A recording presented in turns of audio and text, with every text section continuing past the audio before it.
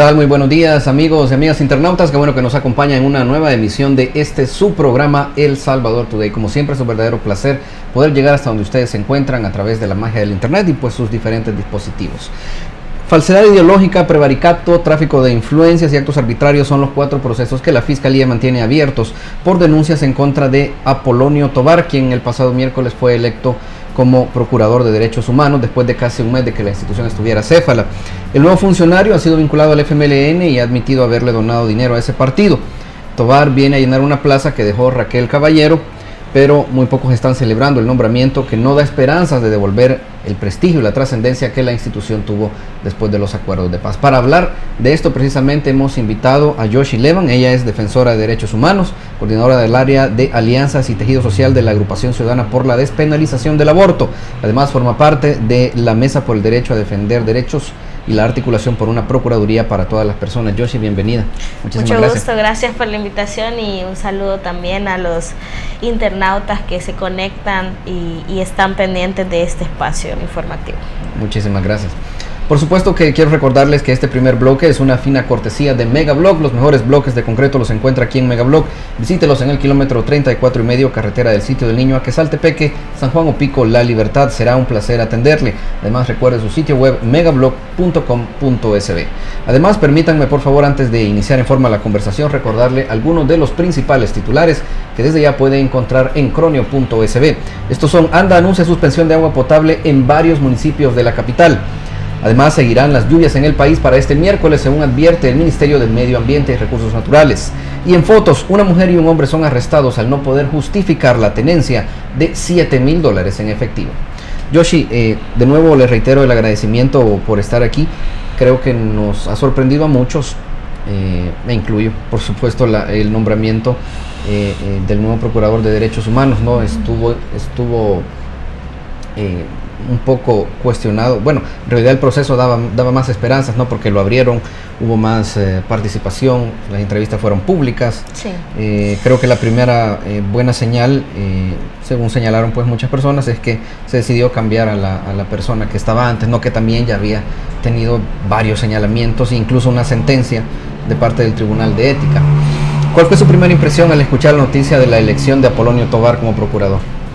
Bueno, como parte de la articulación por una PDDH para todas las personas, estuvimos dándole seguimiento al espacio y al proceso, ¿verdad?, de la elección de la próxima persona a ocupar el cargo de titular de la Procuraduría, y realmente el proceso no fue tan abierto porque si bien, hicieron todo un proceso público en donde estaban entrevistando a las personas y se transmitía en televisión legislativa y por radio también, nunca quedó claro cuáles eran los criterios de selección.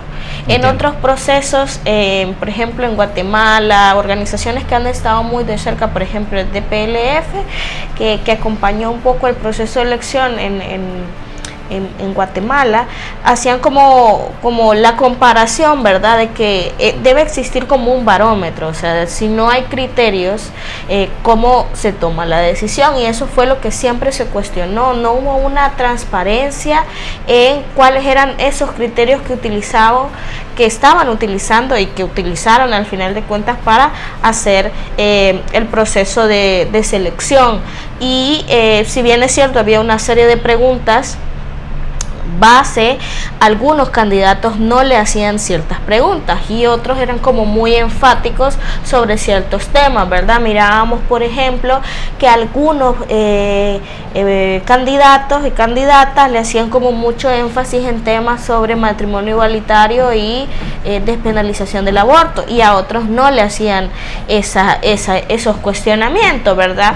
Eso a raíz de que son personas que han estado, digamos, en el proceso de defensa o que se muestran como debería de ser a favor de el reconocimiento de estos derechos, ¿verdad? Que son reconocidos a nivel internacional. Sobre eso quisiera hacerle una pregunta muy puntual. En un país como El Salvador, donde hace un par de semanas pues detuvieron a un grupo de exterminio que funcionaba dentro de la Policía Nacional Civil,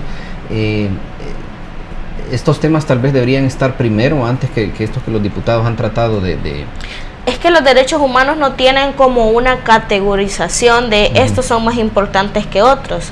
O sea, los derechos humanos todos son importantes.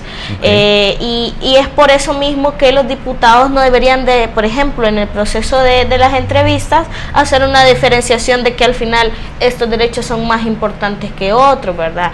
Yo creo que en lo que usted menciona sobre estos grupos de exterminio, yo particularmente estoy de acuerdo en que tiene que haber un fortalecimiento de las instituciones, que tiene que haber un fortalecimiento de la investigación del delito. Sin embargo, no debería de existir este tipo de grupos, y que al final de cuentas también son aplaudidos e incluso felicitados por funcionarios públicos. Entonces eso es bien peligroso. Por lo tanto, la PDH es como esa única instancia que tiene que generar ese balance en el reconocimiento de los derechos humanos en su amplio espectro. O sea, no solamente hablar de ciertos derechos, sino hablar de todos los derechos para todas las personas, y que justamente es lo que siempre hicimos hincapié desde esa articulación, en que es necesario que el titular pueda reconocer especialmente estos derechos históricamente vulnerados y de poblaciones históricamente vulneradas, de que poco se avanza o poco se reconoce, ¿verdad? Entonces es innegable que dentro de esas poblaciones vulneradas están los derechos de las mujeres y los derechos de la población LGBTI. Sin embargo, temas tan apremiantes como el desplazamiento forzado, que es una realidad y que está siendo prácticamente negada, no hay como una atención ni un abordaje a este contexto que responde a la situación de violencia interna de estos grupos al margen de la ley, y cuál es pues la postura de esta institución al respecto.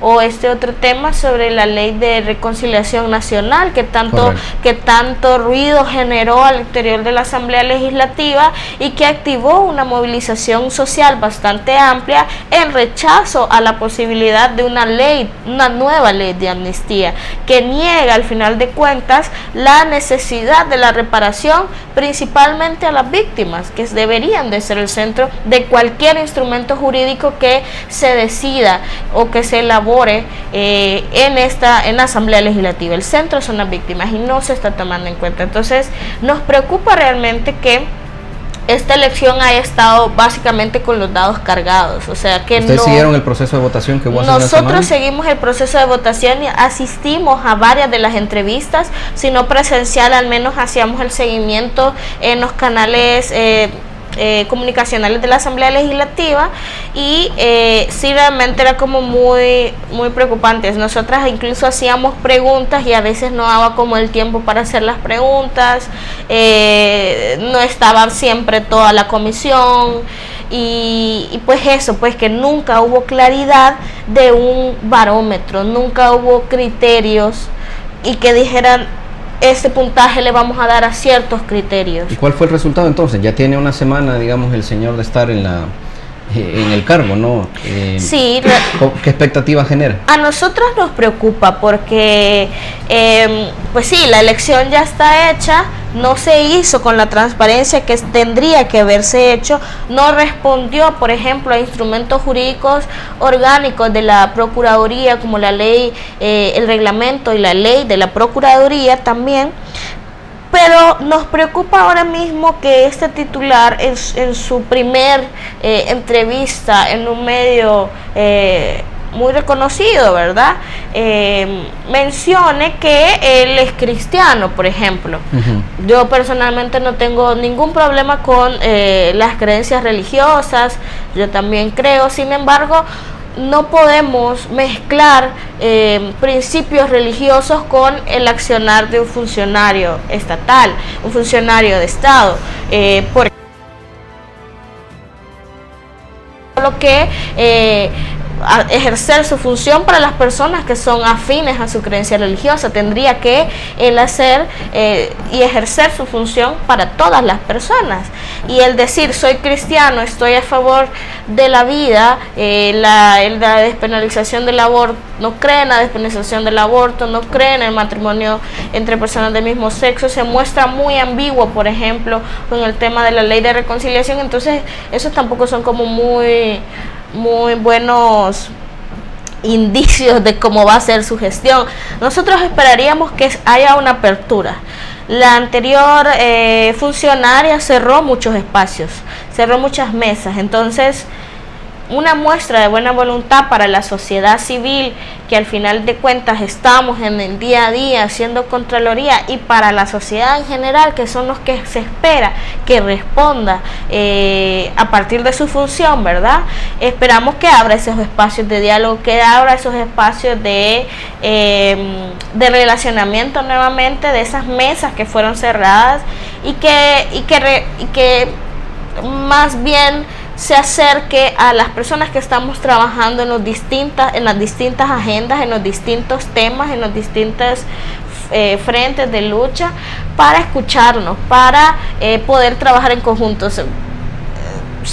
Nosotras siempre vamos a cuestionar, porque no es posible que se tomen decisiones al azar, que se tomen decisiones sin ser realmente fundamentadas. El proceso en sí no fue el más adecuado, eso está claro. Sin embargo, yo entendería, por ejemplo, el funcionario no tiene más atribuciones que las que la ley le da.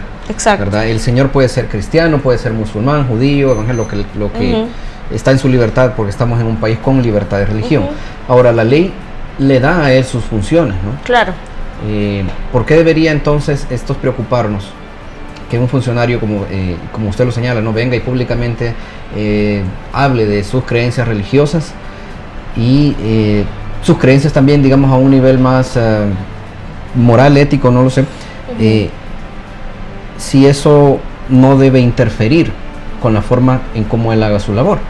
Lo que pasa es que tenemos un mal precedente de la anterior funcionaria, de que ella también se posicionaba justamente con estas mismas categorías, y lo que tuvimos en su gestión fue un cierre de espacios, fue una injerencia o más bien el poner en un primer momento sus creencias religiosas o sus creencias personales sobre los derechos humanos, sobre instrumentos internacionales que podríamos enumerar. ¿Cuántos instrumentos hablan sobre el tema de reparación a víctimas? ¿Cuántos instrumentos internacionales hablan sobre el hecho de la condición carcelaria, el hecho de las condiciones en las que se encuentran, por ejemplo, los y las privadas de libertad?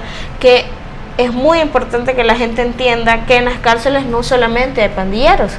O sea, es cierto, hay pandilleros, pero hay otros personas privadas de libertad por diferentes delitos, y algunos privados de libertad injustamente, porque no se ha seguido un debido proceso. Entonces, por eso es que luchamos de que existan condiciones, porque creemos ¿Ustedes ya buscaron una reunión con él, tal vez? Pues hasta el momento no hemos buscado un espacio, porque como mencionas tiene una semana de haber asumido, pero sí es un poco, sí no deja de generar ese ruido sus declaraciones en este canal de televisión al que asistió en esta entrevista, y esperaríamos que esto, como ya mencionabas, no sea una característica de su gestión, sino más bien se adelante y pueda generar espacios de diálogo, de interlocución, de acercamiento con las organizaciones de la sociedad civil y con la sociedad civil en general. ¿Tiene o qué les concierne o preocupa más, digamos, como organizaciones, estas declaraciones que, como dijiste, dio en medios de comunicación, o sus vínculos partidarios? Esta es mi postura muy personal, considero que no debería de haber una persecución a las distintas ideologías partidarias. Creo que al final de cuentas todos somos políticos y políticas, tenemos creencias, creemos en ciertas cosas. Lo importante de esto es que si existiera o no la vinculación, porque él es como muy enfático en que no existe, que a él le descontaban y esto. Si existiera o no una vinculación, no debería de interferir en su mandato. Sí hay como muchos elementos que indican de que sí hubo una vinculación, pero yo seguí muy de cerca la entrevista que te menciono y él hacía como mucha énfasis en que no existía esa vinculación y que al menos yo esperaría que no interfiriera, si es el caso de que él tiene o no una vinculación con determinado espacio partidario o de ideología política, no interfiera tampoco en su función y que no responda a los intereses de ese espacio que eso político. Es lo importante, ¿verdad? Quiero preguntarle si vamos a tener de parte de ustedes, si veremos alguna acción ya legal, algún recurso, una demanda de inconstitucionalidad ante la Corte, ante la Sala de lo Constitucional, como ha pasado con otros funcionarios, porque hay jurisprudencia, ¿no?, en los nombramientos de segundo grado que se refieren precisamente a los vínculos partidarios. Pero le pido que me acompañe primero a un breve corte comercial y cuando volvamos resolvemos esa pregunta y otras interrogantes que tenemos. Acompáñenos por favor, amigos y amigas internautas. Esto es El Salvador Today, ya regresamos.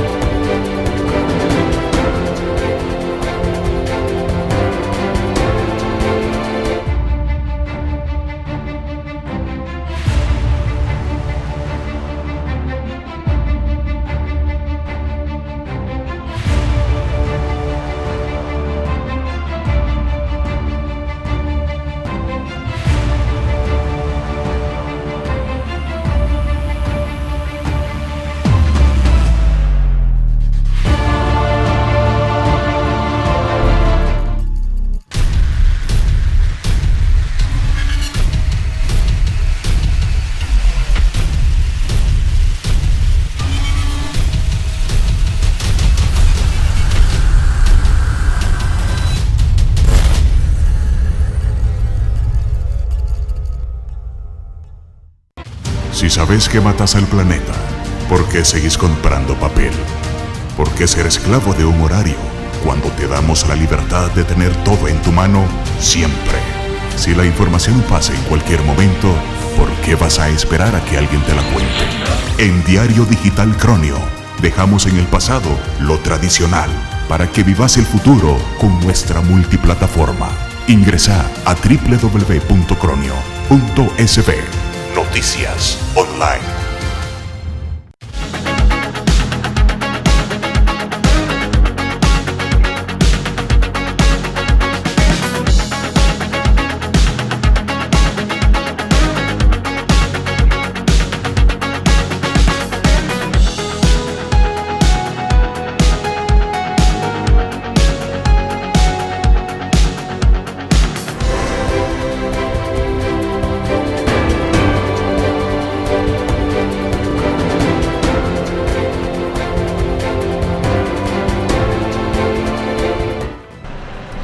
Qué bueno que permanecen con nosotros. Continuamos en El Salvador. Todavía estamos conversando con Yoshi Levan, quien es activista de derechos humanos, sobre precisamente la elección del procurador de este tema. Yoshi, le preguntaba, ¿va a haber alguna acción legal? Sabemos que hay jurisprudencia muy contundente de parte de la anterior Sala de lo Constitucional que establecía los criterios, no solamente del perfil con el que se debe elegir a este funcionario, sino también el proceso que se debe llevar a cabo. Y bueno, también se ha dado a conocer, aquí en Cronio lo hemos dado a conocer, ¿no?, que hubo algunas irregularidades, muchos llamamientos de suplentes durante la votación del pasado miércoles. Sí, la votación realmente fue más de los suplentes que de diputados propietarios. Como ya mencionás, sí existe jurisprudencia en el caso de un magistrado del Tribunal Supremo Electoral, si no me equivoco, en donde también pues él fue removido de su cargo por sus vínculos con un partido político. Nosotras como articulación estamos evaluando todas las posibilidades.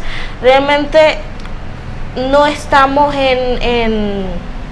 como en detrimento o nuestra intención no es obstaculizar ni hacer las cosas por ninguna revancha, porque no quedó, porque incluso se hacían muchas menciones de que quizás nosotros apoyábamos a algún candidato en particular. No es esa la situación, sino más bien nuestra intención es que por una vez, o sea, realmente las instituciones sigan los procesos que se tienen que seguir, o sea, que haya como una cultura realmente de seguir los procesos, de seguir los debidos procesos. De apego a la ley. De apego a la ley, ¿verdad? Y no que siempre se hace las cosas así como popularmente podríamos decir, se les da la gana, ¿no? Y eso genera al final de cuentas desconfianza en los partidos políticos, en las instituciones, y genera rechazo por esa misma cultura que en el tiempo ha perdurado de hacer las cosas como mejor les convenga, y dejando de lado la institucionalidad que tanto le ha costado también a este país, que le costó una guerra a este país. Entonces por eso es importante que se siga el debido proceso. Claro. Entonces nosotros como articulación sí estamos como evaluando posibilidades. Hemos hecho, desde que se inició el proceso de elección, conferencias de prensa, hemos emitido comunicados. Somos alrededor de 13 organizaciones nacionales, y también nos dan acompañamiento de organismos internacionales que han estado muy de cerca. De hecho, incluso el secretario Paulo Bravo de la CIDH hace mención y siempre está como corrigiéndole la plana a la Asamblea Legislativa y a las instituciones nacionales, porque no siguen. Eso es mucho trabajo, ¿no? Eso es mucho trabajo realmente. La oficina de la alta comisionada también se pronunció sobre el proceso y sobre la elección. Entonces realmente estamos evaluando posibilidades de cuál podría ser pues los pasos a seguir, y si en este caso buscar el tema de la inconstitucionalidad podría ser una posibilidad, y que al final de cuentas va a ser la sala quien va a determinar si existe o no pues la inconstitucionalidad en la elección. ¿Usted no cree que, tal vez para ser un poco más aterrizado, usted no cree que el señor Apolonio Tovar tenga las facultades para hacer, o tal vez no las facultades, la aptitud y la actitud, y también la disposición para hacer un buen papel? Yo considero que no tiene los elementos, porque él menciona que su vinculación o el trabajo sobre derechos humanos es porque él estuvo en una ONG.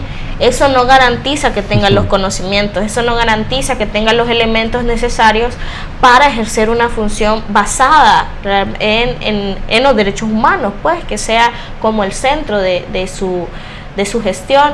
Entonces sí preocupa que no tenga, hablábamos por ejemplo mucho de la moralidad notoria, de que si tiene conocimientos en instrumentos internacionales de derechos humanos o instrumentos nacionales de derechos humanos. Sí. Entonces uno revisa su currículum y lo único que puede ver es que trabajó en una ONG, pero que, o sea, hay gente que trabaja en una ONG pero que no necesariamente está de acuerdo con ciertas cosas, o que tenga los conocimientos necesarios. No sabemos si su trabajo en la ONG fue más operativo, ¿verdad? Más que de defensoría. Entonces habían tantos perfiles de gente incluso que ya tenía un recorrido al interior de la PDH que tenía como más elementos y que no fueron retomados en este caso. Entonces personalmente considero que no tiene los elementos, que no tiene la formación, que no tiene los conocimientos.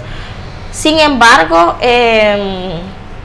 si en algún momento él continúa y si no hay ningún proceso de las organizaciones en intentar anular su elección, pues se esperaría que al menos se abra el espacio, que se abra nuevamente la PDH y que no se cierre como en la gestión anterior.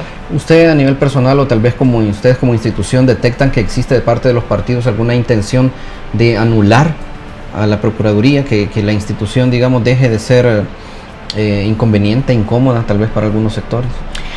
Es una posibilidad desde el momento en que en las entrevistas se hacían, como ya te mencionaba, ciertas preguntas a unos y a otros no. Entonces, si hay ciertos temas que le generan ruido a los diputados de la Asamblea Legislativa y que al final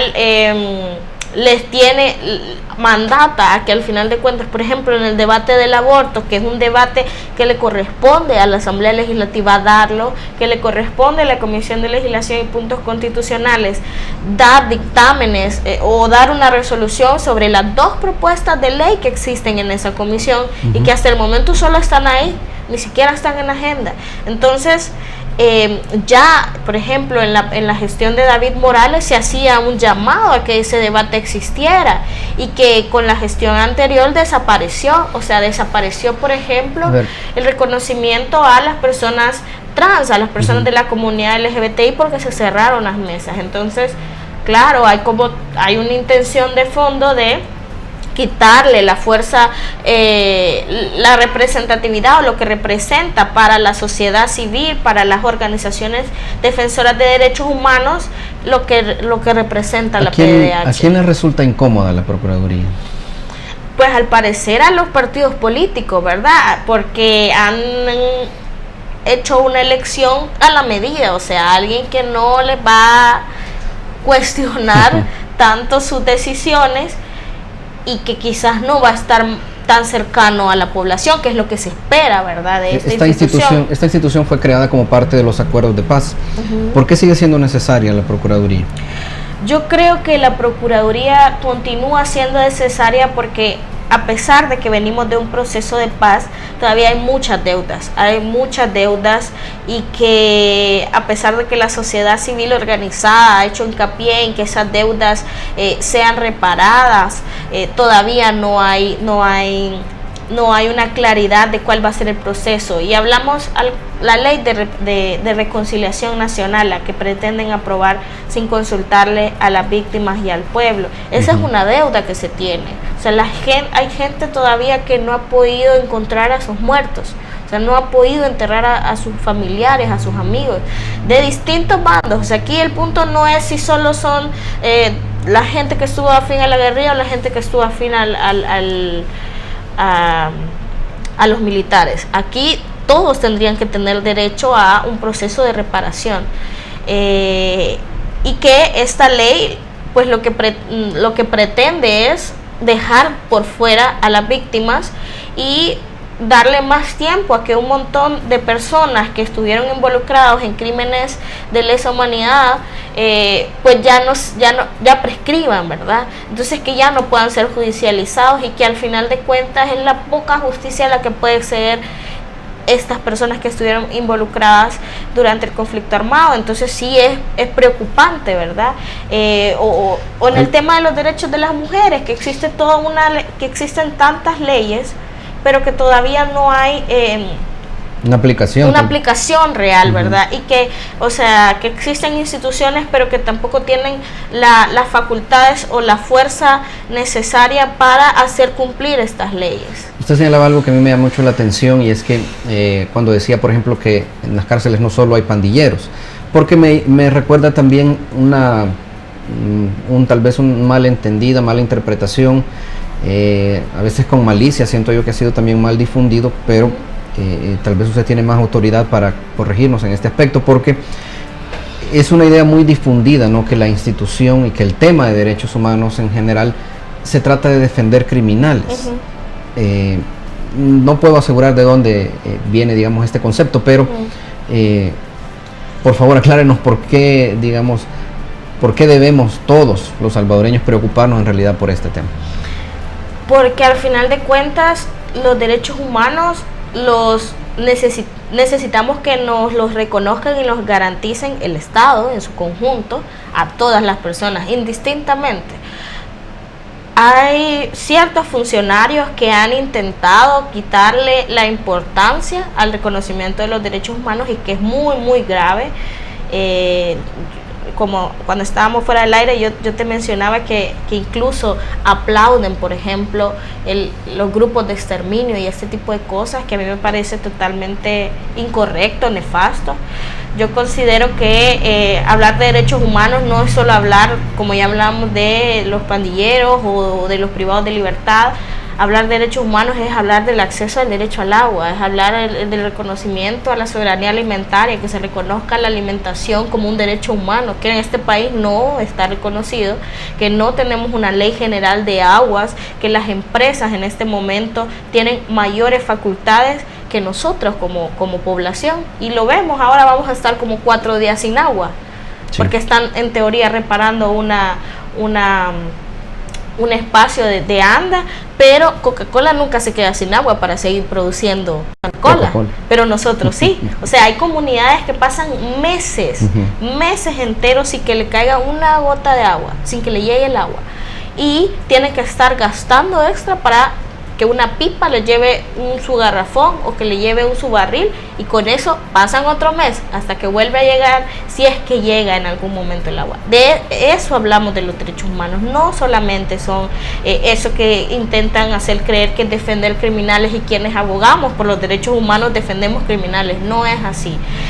Reconocer los derechos humanos también son el hecho a libre tránsito, a la libertad de expresión, que ahora estamos viendo cómo las redes sociales y ciertos funcionarios están como coartando esa libertad de expresión. La libertad de prensa también se reconoce entre los derechos humanos. Entonces es muy amplio como para reducirlo a algo tan como para reducirlo solamente a eso de defender criminales. O sea, yo creo que todos tendríamos que tener derechos humanos. Como mencionábamos, venimos de un proceso armado que se luchó por tener una institucionalidad, que se luchó porque se reconocieran los derechos humanos, y que estos derechos humanos nos han costado que se reconozcan, y que deberíamos de todos y todas involucrarnos a que no se intente menospreciar, o que lleguemos a un punto en que ya no se nos reconozca y todos vamos a ser tratados como criminales. O sea, entonces básicamente esta perspectiva o este enfoque busca que se sigan los debidos procesos. Por ejemplo, si a una persona la detienen porque anda cierta camisa o ciertos zapatos y no necesariamente está vinculado a un grupo, o porque vive en X comunidad, él tiene el derecho a que se siga un debido proceso, no llevárselo, golpearlo y meterlo a una Bartolina. ¿Y qué es lo que está pasando? No ahora, o sea, ha pasado en otros gobiernos, y qué es lo que siempre se ha hecho el hincapié, las organizaciones que trabajan en los temas de seguridad ciudadana, a que se siga el debido proceso, a que haya políticas realmente de reinserción y de rehabilitación.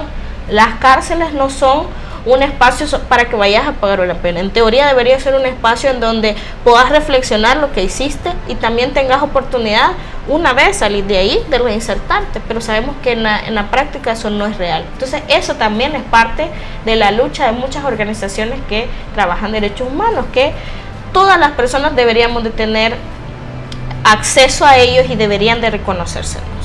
Excelente. Yoshi, quiero agradecerle el tiempo que nos ha dedicado. Lastimosamente en estos espacios aquí estamos limitados de tiempo, pero qué bueno que ha podido un poco ilustrarnos principalmente sobre estos temas, porque también hay mucha información cruzada, ¿no? Sí. No se puede negar también cierto ánimo de desinformación en algo de esa información que se tira así para consumo público, ¿no? Pero para eso estamos aquí los medios y para eso abrimos estos espacios. Gracias por haber venido. Muchas gracias por la invitación, y nada, a la ciudadanía que siga pendiente y que realmente se informe y que no se deje llevar por estos intentos, como ya mencionabas, de desinformación o de desprestigio a las personas que defendemos derechos humanos. No somos enemigos, sino más bien estamos luchando para una sociedad más justa, equitativa e igualitaria para todas las personas. Falta entendimiento, pienso, ¿no? Exacto. En alguna muchas medida. Gracias. Bueno, gracias por haber venido y contribuir. Por supuesto que también agradecemos a ustedes, amigos y amigas internautas, también a los compañeros de elsalvadoreño.com, de Política Estéreo, Noticias Menotti y Bitácora SB, que están ahí siempre acompañándonos en esta entrevista.